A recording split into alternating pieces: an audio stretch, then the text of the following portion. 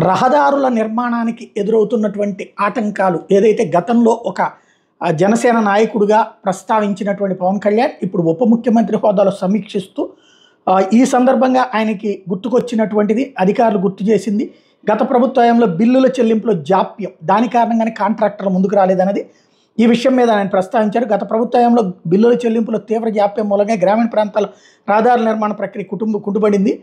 ఆ సమస్యను పరిష్కరిస్తే గ్రామీణ ప్రాంతాల్లో ప్రజలకు నాణ్యతతో కూడిన రహదారులు అందుబాటులోకి వచ్చేవి. తద్వారా గ్రామీణ అభివృద్ధి సాధ్యపడేది.